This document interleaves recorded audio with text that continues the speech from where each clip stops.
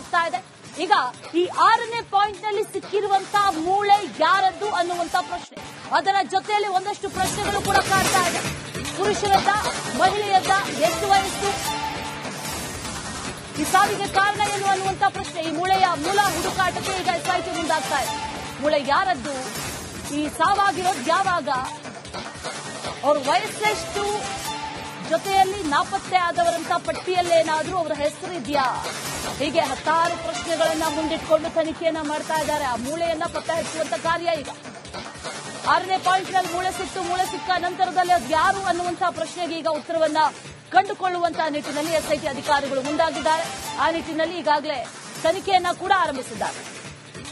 ಈ ಹಿಂದೆ ಮೊದಲಿಗೆ ನಾಪತ್ತೆ ಆದಂತವರ ಲಿಸ್ಟ್ ಅಲ್ಲಿ ಯಾರೆಲ್ಲ ಇದ್ದಾರೆ, ಅವರಲ್ಲಿ ಯಾರಾದ್ರೂ ಮ್ಯಾಚಿಂಗ್ ಸ್ಟೇಟ್ಮೆಂಟ್ ಏನಾದ್ರೂ ಕೊಡ್ತಾರಾ ಅನ್ನುವಂತ ವಿಚಾರ. ಧಾರಾಕಾರ ಮಳೆಯ ಮಧ್ಯೆ 7ನೇ ಪಾಯಿಂಟ್ ನಲ್ಲಿ ಈಗ ಉತ್ಖನನ ನಡೀತಾ ಇದೆ. ಸದ್ಯ 3 ಅಡಿಯಷ್ಟು ಆಳ ಅಗ್ದಿದ್ದಾರೆ ಕಾರ್ಮಿಕರು. 7ನೇ ಪಾಯಿಂಟ್ ನಲ್ಲಿ ಉತ್ಖನನ ಕಾರ್ಯ ಮುಂದುವರೆದಿದೆ. ವಿಪರೀತ ಮಳೆ ಧರ್ಮಸ್ಥಳದಾದ್ಯಂತ, ದಕ್ಷಿಣ ಕನ್ನಡದಾದ್ಯಂತ ಮಳೆಯಾಗ್ತಾ ಇದೆ. ಧಾರಾಕಾರ ಮಳೆ ಒಂದು ಕಡೆ ಆದ್ರೆ ಮತ್ತೊಂದು ಕಡೆಯಲ್ಲಿ ಉತ್ಖನನಕ್ಕೆ ಇದು ಅಡ್ಡಿ ಆಗ್ತಾ ಇದೆ. ಅದರ ಮಧ್ಯೆಯೂ ಕೂಡ ಈಗ ಉತ್ಖನನ ಕಾರ್ಯ ನಡೀತಾ ಇದೆ. 7ನೇ ಪಾಯಿಂಟ್ ನಲ್ಲಿ ಈಗ ಉತ್ಖನನ 6ನೇ ಪಾಯಿಂಟ್ ಆಯಿತು ಈಗಾಗಲೇ. ಅದರ ಜೊತೆಯಲ್ಲಿ ಈಗ 7ನೇ ಪಾಯಿಂಟ್ ನಲ್ಲಿ ಉತ್ಖನನ ಆರಂಭ ಆಗಿದೆ. 3 ಅಡಿಯಷ್ಟು ಅಗ್ದಿದ್ದಾರೆ ಅನ್ನುವಂತ ಮಾಹಿತಿ. ಇನ್ನಷ್ಟು ಆಳ ಅಗಿತಾ ಇದ್ದಾರೆ ಕಾರ್ಮಿಕರು, ಪರದೆಯೊಂದನ್ನ ಕಟ್ಟಿದ್ದಾರೆ. ಈ ಮೂಳೆ ಸಿಕ್ಕ ನಂತರದಲ್ಲಿ ಸ್ಥಳ ಮಹಜರ ಎಲ್ಲವನ್ನು ಕೂಡ ನಡೆಸಿದ್ರು. ಅದರ ನಂತರದಲ್ಲಿ ಒಂದಿಷ್ಟು ಪ್ರೊಸೀಡಿಂಗ್ಸ್ ಆಯಿತು. ಎಫ್ಎಸ್ಎಲ್ಗೆ ಆ ಮೂಳೆಗಳನ್ನು ರವಾನೆ ಮಾಡಿದ್ದಾಯಿತು. ಜೊತೆಯಲ್ಲಿ ಅದು ಯಾರು ಏನು ಅನ್ನುವಂಥ ಪತ್ತೆಯನ್ನ ಕೂಡ ಹಚ್ಚುವಂತ ನಿಟ್ಟಿನಲ್ಲೂ ಕೂಡ ಎಲ್ಲವೂ ಕೂಡ ಕ್ರಮಬದ್ಧವಾಗಿ ನಡೀತಾ ಇದೆ. ಅದರ ಜೊತೆಯಲ್ಲಿ ಈಗ 7ನೇ ಪಾಯಿಂಟ್ ನಲ್ಲೂ ಕೂಡ ಉತ್ಖನನ ನಡೀತಾ ಇದೆ. ಮಳೆ ಒಂಚೂರು ಅಡ್ಡಿ ಆಗ್ತಾ ಇದ್ರು ಕೂಡ ಅದಕ್ಕೂ ಕೂಡ ಎಲ್ಲ ರೀತಿಯ ವ್ಯವಸ್ಥೆಗಳನ್ನ ಅಲ್ಲಿ ಮಾಡಿಕೊಂಡಿದ್ದಾರೆ. ಮೊದಲ ದಿನ ಮಳೆ ಅಡ್ಡಿ ಆಯಿತು, 2ನೇ ದಿನವೂ ಕೂಡ ಮಳೆ, 3ನೇ ದಿನವೂ ಕೂಡ ಮಳೆ ಆಗ್ತಾ ಇದೆ. ಆ ಮಧ್ಯೆಯೂ ಕೂಡ ಈಗ 7ನೇ ಪಾಯಿಂಟ್ ನಲ್ಲಿ ಉತ್ಖನನ ಕಾರ್ಯ ನಡೀತಾ ಇದೆ. ಆತನೇ ತೋರಿಸಿರುವಂತ 7ನೇ ಮಾರ್ಕಿಂಗ್ ನಂಬರ್ 7 ಆ ಪಾಯಿಂಟ್ ನಲ್ಲಿ ಈಗ ಉತ್ಖನನ ಆರಂಭ ಆಗಿದೆ. 3 ಅಡಿ ಅಗ್ದಿದ್ದಾರೆ ಅನ್ನುವಂತ ಮಾಹಿತಿ. 3 ಅಡಿ ಈಗಾಗಲೇ 6ನೇ ಪಾಯಿಂಟ್ ನಲ್ಲಿ 4 ಅಡಿ ಅಗದ ಮೇಲೆ ಮೂಳೆಗಳು ಸಿಕ್ಕಿರೋದ್ರಿಂದ ಈ 7ನೇ ಪಾಯಿಂಟ್ ನಲ್ಲಿ ಇನ್ನಷ್ಟು ಅಗಿಯುವಂತ ಸಾಧ್ಯತೆ ಇದೆ. ಹಾಗಾಗಿ 7ನೇ ಪಾಯಿಂಟ್ ನಲ್ಲಿ ಉತ್ಖನನ ಇನ್ನೂ ಕೂಡ ನಡೀತಾ ಇದೆ. ಮತ್ತಷ್ಟು ಅಗಿತಾ ಇದ್ದಾರೆ ಕಾರ್ಮಿಕರು. ಈಗಾಗಲೇ 3 ಅಡಿ ಅಗ್ದಿದ್ದಾರೆ. 3ನೇ ದಿನದ ಎಸ್ಐಟಿಯ ಉತ್ಖನನ ಕಾರ್ಯಾಚರಣೆ ಈಗ ನಡೀತಾ ಇದೆ. ಇನ್ನಷ್ಟು ಅಸ್ಥಿ ಪಂಜರಗಳು, ಇನ್ನಷ್ಟು ಮೂಳೆಗಳು ಸಿಗುತ್ತಾ 7ನೇ ಪಾಯಿಂಟ್ ಅಲ್ಲಿ ಅನ್ನುವಂತ ಪ್ರಶ್ನೆ. 6ನೇ ಪಾಯಿಂಟ್ ಅಲ್ಲಿ ಮೂಳೆಗಳು ಸಿಕ್ಕ ನಂತರದಲ್ಲಿ ಈ ಪ್ರಶ್ನೆಗಳು ಬಹಳ ಬಲವಾಗಿ ಕೇಳಿ ಬರ್ತಾ ಇದೆ. ಹಾಗಾದ್ರೆ 7ನೇ ಪಾಯಿಂಟ್ ಅಲ್ಲೂ ಕೂಡ ಮೂಳೆಗಳು ಸಿಗುತ್ತವಾ ಅನ್ನುವಂತ ಪ್ರಶ್ನೆ, ಕುತೂಹಲ ಸಹಜವಾಗಿದ್ದೇ ಇರುತ್ತೆ. ಈ 6ನೇ ಪಾಯಿಂಟ್ ನಲ್ಲಿ ಸುಮಾರು ಮೂಳೆಗಳು ಸಿಕ್ಕದು, ಅದೆಲ್ಲವನ್ನು ಕೂಡ ಕಲೆಕ್ಟ್ ಮಾಡಿಕೊಂಡ್ರು. ಆನಂತರದಲ್ಲಿ ಮಣ್ಣಿನ ಶೋಧ ಕೂಡ ನಡೆಸಿದ್ರು. ಅಲ್ಲೆಲ್ಲಾದ್ರೂ ಅವಶೇಷಗಳು ಪತ್ತೆ ಆಗುತ್ತಾ ಅನ್ನುವಂತಹ ವಿಚಾರ. ದೇಹದ ವಿವಿಧ ಭಾಗಗಳ ಒಂದಷ್ಟು ಮೂಳೆಗಳನ್ನ ಕಲೆಕ್ಟ್ ಮಾಡಿಕೊಂಡ ನಂತರದಲ್ಲಿ ಅದನ್ನ ಈಗಾಗಲೇ ವಿಧಿವಿಜ್ಞಾನ ಪ್ರಯೋಗಾಲಯಕ್ಕೆ ಕಳುಹಿಸಿಕೊಡಲಾಗಿದೆ. ಕಳುಹಿಸಿಕೊಟ್ಟ ನಂತರದಲ್ಲಿ ಪ್ರಾಥಮಿಕವಾಗಿ ತಿಳಿದು ಬರ್ತಾ ಇರುವಂತಹ ವಿಚಾರ ಅಂತಂದ್ರೆ ಪುರುಷರದ್ದು ಅನ್ನುವಂತಹ ವಿಚಾರ. ಆದ್ರೆ ಕನ್ಫರ್ಮಿಟಿ ಬೇಕು, ಇನ್ನು ಕನ್ಫರ್ಮ್ ಮಾಡಬೇಕು. ಎಫ್ಎಸ್ಎಲ್ ಅಧಿಗಳಾಗ್ತಾ ಇದೆ. ಈಗ ಈ 6ನೇ ಪಾಯಿಂಟ್ ನಲ್ಲಿ ಸಿಕ್ಕಿರುವಂತಹ ಮೂಳೆ ಯಾರದ್ದು ಅನ್ನುವಂತ ಪ್ರಶ್ನೆ, ಅದರ ಜೊತೆಯಲ್ಲಿ ಒಂದಷ್ಟು ಪ್ರಶ್ನೆಗಳು ಕೂಡ ಕಾಡ್ತಾ ಇದೆ. ಪುರುಷರದ್ದ, ಮಹಿಳೆಯದ್ದ, ಎಷ್ಟು ವಯಸ್ಸು, ಈ ಸಾವಿಗೆ ಕಾರಣ ಏನು ಅನ್ನುವಂತ ಪ್ರಶ್ನೆ, ಈ ಮೂಳೆಯ ಮೂಲ ಹುಡುಕಾಟಕ್ಕೆ ಈಗ ಎಸ್ಐಟಿ ಮುಂದಾಗ್ತಾ ಇದೆ. ಮೂಳೆ ಯಾರದ್ದು, ಈ ಸಾವಾಗಿರೋದು ಯಾವಾಗ, ಅವ್ರ ವಯಸ್ಸೆಷ್ಟು, ಜೊತೆಯಲ್ಲಿ ನಾಪತ್ತೆ ಆದವರಂತ ಪಟ್ಟಿಯಲ್ಲೇನಾದ್ರೂ ಅವರ ಹೆಸರು ಇದೆಯಾ, ಹೀಗೆ ಹತ್ತಾರು ಪ್ರಶ್ನೆಗಳನ್ನ ಮುಂದಿಟ್ಕೊಂಡು ತನಿಖೆಯನ್ನ ಮಾಡ್ತಾ ಇದ್ದಾರೆ. ಆ ಮೂಳೆಯನ್ನ ಪತ್ತೆ ಹಚ್ಚುವಂತ ಕಾರ್ಯ ಈಗ 6ನೇ ಪಾಯಿಂಟ್ ನಲ್ಲಿ ಮೂಳೆ ಸಿಕ್ಕ ನಂತರದಲ್ಲಿ ಅದು ಯಾರು ಅನ್ನುವಂತಹ ಪ್ರಶ್ನೆಗೆ ಈಗ ಉತ್ತರವನ್ನ ಕಂಡುಕೊಳ್ಳುವಂತಹ ನಿಟ್ಟಿನಲ್ಲಿ ಎಸ್ಐಟಿ ಅಧಿಕಾರಿಗಳು ಮುಂದಾಗಿದ್ದಾರೆ. ಆ ನಿಟ್ಟಿನಲ್ಲಿ ಈಗಾಗಲೇ ತನಿಖೆಯನ್ನ ಕೂಡ ಆರಂಭಿಸಿದ್ದಾರೆ. ಈ ಹಿಂದೆ ಮೊದಲಿಗೆ ನಾಪತ್ತೆ ಆದಂತವರ ಲಿಸ್ಟ್ ಅಲ್ಲಿ ಯಾರೆಲ್ಲ ಇದ್ದಾರೆ, ಅವರಲ್ಲಿ ಯಾರಾದ್ರೂ ಮ್ಯಾಚಿಂಗ್ ಸ್ಟೇಟ್ಮೆಂಟ್ ಏನಾದ್ರೂ ಕೊಡ್ತಾರಾ ಅನ್ನುವಂತ ವಿಚಾರ. ಧಾರಾಕಾರ ಮಳೆಯ ಮಧ್ಯೆ 7ನೇ ಪಾಯಿಂಟ್ ನಲ್ಲಿ ಈಗ ಉತ್ಖನನ ನಡೀತಾ ಇದೆ. ಸದ್ಯ 3 ಅಡಿಯಷ್ಟು ಆಳ ಅಗ್ದಿದ್ದಾರೆ ಕಾರ್ಮಿಕರು 7ನೇ ಪಾಯಿಂಟ್ನಲ್ಲಿ ಉತ್ಖನನ ಕಾರ್ಯ ಮುಂದುವರೆದಿದೆ. ವಿಪರೀತ ಮಳೆ ಧರ್ಮಸ್ಥಳದಾದ್ಯಂತ, ದಕ್ಷಿಣ ಕನ್ನಡದಾದ್ಯಂತ ಮಳೆಯಾಗ್ತಾ ಇದೆ. ಧಾರಾಕಾರ ಮಳೆ ಒಂದು ಕಡೆ ಆದ್ರೆ ಮತ್ತೊಂದು ಕಡೆಯಲ್ಲಿ ಉತ್ಖನನಕ್ಕೆ ಇದು ಅಡ್ಡಿಯಾಗ್ತಾ ಇದೆ.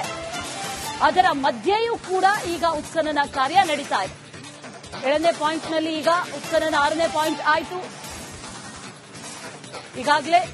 ಅದರ ಜೊತೆಯಲ್ಲಿ ಈಗ 7ನೇ ಪಾಯಿಂಟ್ನಲ್ಲಿ ಉತ್ಖನನ ಆರಂಭ ಆಗಿದೆ. 3 ಅಡಿಯಷ್ಟು ಅಗ್ದಿದ್ದಾರೆ ಅನ್ನುವಂಥ ಮಾಹಿತಿ. ಇನ್ನಷ್ಟು ಆಳ ಅಗಿತಾ ಇದ್ದಾರೆ ಕಾರ್ಮಿಕರು. ಪರದೆಯೊಂದನ್ನು ಕಟ್ಟಿದ್ದಾರೆ. ಈ ಮೂಳೆ ಸಿಕ್ಕ ನಂತರದಲ್ಲಿ ಸ್ಥಳ ಮಹಜರ ಎಲ್ಲವನ್ನು ಕೂಡ ನಡೆಸಿದ್ರು. ಅದರ ನಂತರದಲ್ಲಿ ಒಂದಷ್ಟು ಪ್ರೊಸೀಡಿಂಗ್ಸ್ ಆಯಿತು.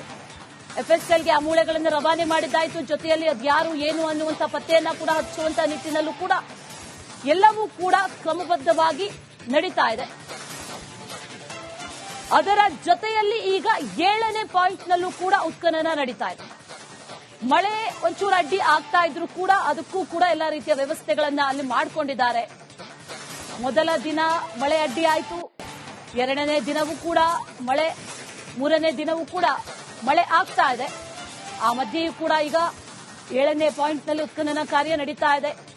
ಆತನೇ ತೋರಿಸಿರುವಂತ 7ನೇ ಮಾರ್ಕಿಂಗ್ ನಂಬರ್ 7 ಆ ಪಾಯಿಂಟ್ನಲ್ಲಿ ಈಗ ಉತ್ಖನನ ಆರಂಭ ಆಗಿದೆ. 3 ಅಡಿ ಅಗ್ದಿದ್ದಾರೆ ಅನ್ನುವಂಥ ಮಾಹಿತಿ. 3 ಅಡಿ ಈಗಾಗಲೇ 6ನೇ ಪಾಯಿಂಟ್ನಲ್ಲಿ 4 ಅಡಿ ಅಗದ ಮೇಲೆ ಮೂಳೆಗಳು ಸಿಕ್ಕಿರೋದ್ರಿಂದ ಈ 7ನೇ ಪಾಯಿಂಟ್ನಲ್ಲಿ ಇನ್ನಷ್ಟು ಅಗಿಯುವಂತ ಸಾಧ್ಯತೆ ಇದೆ. ಹಾಗಾಗಿ 7ನೇ ಪಾಯಿಂಟ್ನಲ್ಲಿ ಉತ್ಖನನ ಇನ್ನೂ ಕೂಡ ನಡೀತಾ ಇದೆ. ಮತ್ತಷ್ಟು ಅಗಿತಾ ಇದ್ದಾರೆ ಕಾರ್ಮಿಕರು. ಈಗಾಗಲೇ 3 ಅಡಿ ಅಗ್ದಿದ್ದಾರೆ. 3ನೇ ದಿನದ ಎಸ್ಐಟಿಯ ಉತ್ಖನನ ಕಾರ್ಯಾಚರಣೆ ಈಗ ನಡೀತಾ ಇದೆ. ಇನ್ನಷ್ಟು ಅಸ್ಥಿ ಪಂಜರಗಳು, ಇನ್ನಷ್ಟು ಮೂಳೆಗಳು ಸಿಗುತ್ತಾ 7ನೇ ಪಾಯಿಂಟ್ ಅಲ್ಲಿ ಅನ್ನುವಂತ ಪ್ರಶ್ನೆ. 6ನೇ ಪಾಯಿಂಟ್ ಅಲ್ಲಿ ಮೂಳೆಗಳು ಸಿಕ್ಕ ನಂತರದಲ್ಲಿ ಈ ಪ್ರಶ್ನೆಗಳು ಬಹಳ ಬಲವಾಗಿ ಕೇಳಿ ಬರ್ತಾ ಇದೆ. ಹಾಗಾದ್ರೆ 7ನೇ ಪಾಯಿಂಟ್ ಅಲ್ಲೂ ಕೂಡ ಮೂಳೆಗಳು ಸಿಗುತ್ತವಾ ಅನ್ನುವಂತ ಪ್ರಶ್ನೆ, ಕುತೂಹಲ ಸಹಜವಾಗಿದ್ದೇ ಇರುತ್ತೆ. ಈ 6ನೇ ಪಾಯಿಂಟ್ನಲ್ಲಿ ಸುಮಾರು ಮೂಳೆಗಳು ಸಿಕ್ಕದು. ಅದೆಲ್ಲವನ್ನು ಕೂಡ ಕಲೆಕ್ಟ್ ಮಾಡಿಕೊಂಡ್ರು. ಆನಂತರದಲ್ಲಿ ಮಣ್ಣಿನ ಶೋಧ ಕೂಡ ನಡೆಸಿದ್ರು.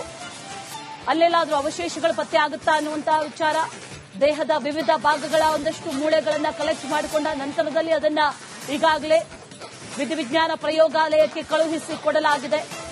ಕಳುಹಿಸಿಕೊಟ್ಟ ನಂತರದಲ್ಲಿ ಪ್ರಾಥಮಿಕವಾಗಿ ತಿಳಿದು ಬರ್ತಾ ಇರುವಂತಹ ವಿಚಾರ ಅಂತಂದ್ರೆ ಪುರುಷರದ್ದು ಅನ್ನುವಂತಹ ವಿಚಾರ. ಆದ್ರೆ ಕನ್ಫರ್ಮಿಟಿ ಬೇಕು, ಇನ್ನು ಕನ್ಫರ್ಮ್ ಮಾಡಬೇಕು. ಎಫ್ಎಸ್ಎಲ್ ಅಧಿಗಳಾಗ್ತಾ ಇದೆ.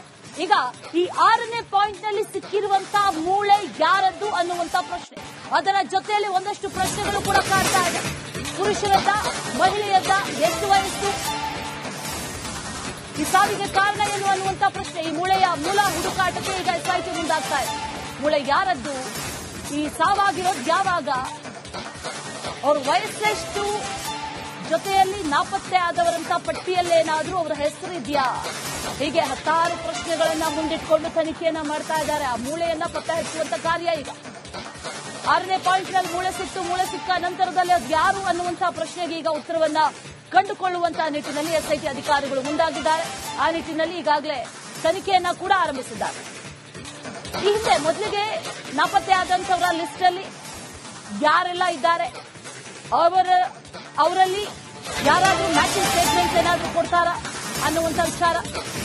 ಧಾರಾಕಾರ ಮಳೆಯ ಮಧ್ಯೆ 7ನೇ ಪಾಯಿಂಟ್ನಲ್ಲಿ ಈಗ ಉತ್ಖನನ ನಡೀತಾ ಇದೆ. ಸದ್ಯ 3 ಅಡಿಯಷ್ಟು ಆಳ ಅಗ್ದಿದ್ದಾರೆ ಕಾರ್ಮಿಕರು. 7ನೇ ಪಾಯಿಂಟ್ನಲ್ಲಿ ಉತ್ಖನನ ಕಾರ್ಯ ಮುಂದುವರೆದಿದೆ.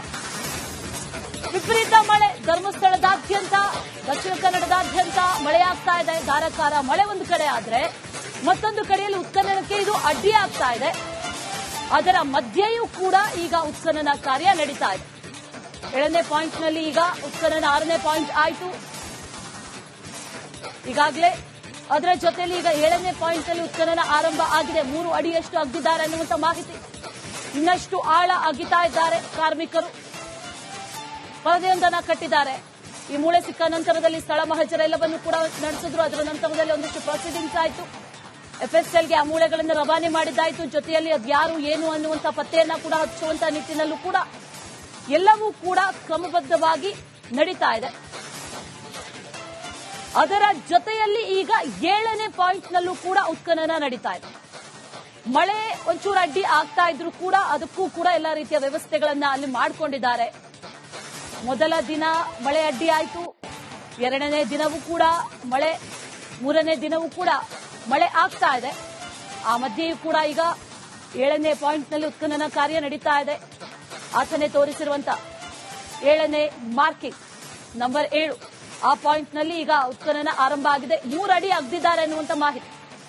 3 ಅಡಿ ಈಗಾಗಲೇ 6ನೇ ಪಾಯಿಂಟ್ನಲ್ಲಿ 4 ಅಡಿ ಅಗದ ಮೇಲೆ ಮೂಳೆಗಳು ಸಿಕ್ಕಿರೋದ್ರಿಂದ ಈ 7ನೇ ಪಾಯಿಂಟ್ನಲ್ಲಿ ಇನ್ನಷ್ಟು ಅಗಿಯುವಂತ ಸಾಧ್ಯತೆ ಇದೆ. ಹಾಗಾಗಿ 7ನೇ ಪಾಯಿಂಟ್ನಲ್ಲಿ ಉತ್ಖನನ ಇನ್ನೂ ಕೂಡ ನಡೀತಾ ಇದೆ. ಮತ್ತಷ್ಟು ಅಗಿತಾ ಇದ್ದಾರೆ ಕಾರ್ಮಿಕರು. ಈಗಾಗಲೇ 3 ಅಡಿ ಅಗ್ದಿದ್ದಾರೆ. 3ನೇ ದಿನದ ಎಸ್ಐಟಿಯ ಉತ್ಖನನ ಕಾರ್ಯಾಚರಣೆ ಈಗ ನಡೀತಾ ಇದೆ. ಇನ್ನಷ್ಟು ಅಸ್ಥಿ ಪಂಜರಗಳು, ಇನ್ನಷ್ಟು ಮೂಳೆಗಳು ಸಿಗುತ್ತಾ 7ನೇ ಪಾಯಿಂಟ್ ಅಲ್ಲಿ ಅನ್ನುವಂತ ಪ್ರಶ್ನೆ. 6ನೇ ಪಾಯಿಂಟ್ ಅಲ್ಲಿ ಮೂಳೆಗಳು ಸಿಕ್ಕ ನಂತರದಲ್ಲಿ ಈ ಪ್ರಶ್ನೆಗಳು ಬಹಳ ಬಲವಾಗಿ ಕೇಳಿ ಬರ್ತಾ ಇದೆ. ಹಾಗಾದ್ರೆ 7ನೇ ಪಾಯಿಂಟ್ ಅಲ್ಲೂ ಕೂಡ ಮೂಳೆಗಳು ಸಿಗುತ್ತವಾ ಅನ್ನುವಂತ ಪ್ರಶ್ನೆ, ಕುತೂಹಲ ಸಹಜವಾಗಿದ್ದೇ ಇರುತ್ತೆ. ಈ 6ನೇ ಪಾಯಿಂಟ್ನಲ್ಲಿ ಸುಮಾರು ಮೂಳೆಗಳು ಸಿಕ್ಕದು. ಅದೆಲ್ಲವನ್ನು ಕೂಡ ಕಲೆಕ್ಟ್ ಮಾಡಿಕೊಂಡ್ರು. ಆನಂತರದಲ್ಲಿ ಮಣ್ಣಿನ ಶೋಧ ಕೂಡ ನಡೆಸಿದ್ರು. ಅಲ್ಲೆಲ್ಲಾದ್ರೂ ಅವಶೇಷಗಳು ಪತ್ತೆ ಆಗುತ್ತಾ ಅನ್ನುವಂತ ವಿಚಾರ. ದೇಹದ ವಿವಿಧ ಭಾಗಗಳ ಒಂದಷ್ಟು ಮೂಳೆಗಳನ್ನ ಕಲೆಕ್ಟ್ ಮಾಡಿಕೊಂಡ ನಂತರದಲ್ಲಿ ಅದನ್ನ ಈಗಾಗಲೇ ವಿಧಿವಿಜ್ಞಾನ ಪ್ರಯೋಗಾಲಯಕ್ಕೆ ಕಳುಹಿಸಿಕೊಡಲಾಗಿದೆ. ಕಳುಹಿಸಿಕೊಟ್ಟ ನಂತರದಲ್ಲಿ ಪ್ರಾಥಮಿಕವಾಗಿ ತಿಳಿದು ಬರ್ತಾ ಇರುವಂತಹ ವಿಚಾರ ಅಂತಂದ್ರೆ ಪುರುಷರದ್ದು ಅನ್ನುವಂತಹ ವಿಚಾರ. ಆದ್ರೆ ಕನ್ಫರ್ಮ್